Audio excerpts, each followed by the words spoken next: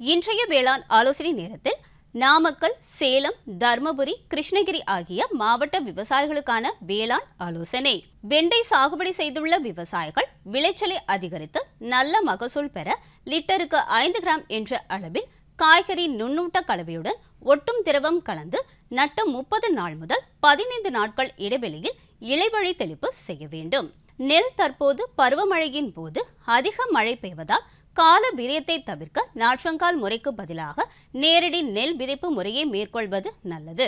எனவே 1 ஏக்கர் நிலத்திற்கு 10 கிலோ என்ற விகிதத்தில் நெல் விதைகளை வயலில் விதைக்க நேரடி நெல் விதைப்பு கருவியை பயன்படுத்த விவசாயிகள் அறிவுறுத்தப்படுகிறார்கள். மல்லிகையில் மகசூலை ஊக்குவிக்க இலைவழி தெளிப்பாக 3% பஞ்சகாவியா கரைசல் மற்றும் லிட்டருக்கு 0.4% ஹியூமிக் அமில கரைசலை 1 மாத கால இடைவெளியில் தெளிப்பு செய்ய வேண்டும்.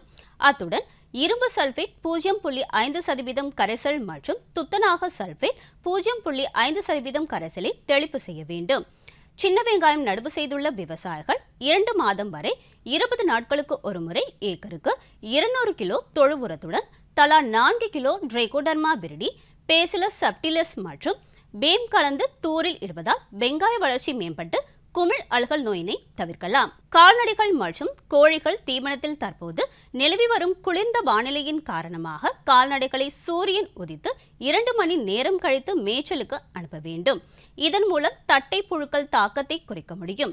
இளம் கன்றுகள் மற்றும் ஆட்டுக்குட்டிகளின் பனி காலங்களில் சளி மற்றும் சுவாசம் சம்பந்தமான உபாதைகளை தடுக்க கொட்டகையின் பக்கவாட்டு சுவர்களில் கோணி துணிகளை கட்டி வைக்க வேண்டும்.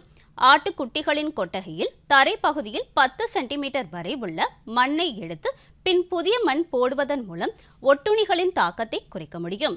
கொட்டகைகளில் கொசுக்களை குறைக்க வாரம் ஒரு முறை நொச்சி இலை புகை மூட்டம் போட வேண்டும். கோழி பண்ணைகளில் ப்ரூட்டர் குஞ்சுகளில் வெப்பம் சரியான அளவில் இருக்க வேண்டும். குறைந்தோ அதிகமாகவோ காணப்பட்டால் வளர்ச்சி இருக்காது. இதனை ஒவ்வொரு நாளும் உறுதி செய்து கொள்வதால் சீரான வளர்ச்சி காணப்பட்டு இறப்பும் இருக்காது. முதல் 4 வாரங்களுக்கு குஞ்சுகளின் சீரான வளர்ச்சியை உறுதி செய்வதால் பின்னாளில் முட்டையிடும் பருவத்தில் அவற்றின் மூலம் சீரான உற்பத்தியை நல்ல எடையுடன் எதிர்பார்க்கலாம். மேலும் குறைந்த வெப்ப அளவுகளில் குஞ்சுகள் தண்ணீர் எடுக்கும் அளவு குறையக்கூடும். கூர்ந்து கவனித்து குறையும் பட்சத்தில் நீரை வெதுவெதுப்பாக்கி ஒரு நாளில் ஒரு முறையாவது காலை வேளையில் கொடுத்து வருவதால் தீவன எடுப்பையும் தக்க வைத்துக் கொண்டு வளர்ச்சியையும் சீராக்க முடியும்.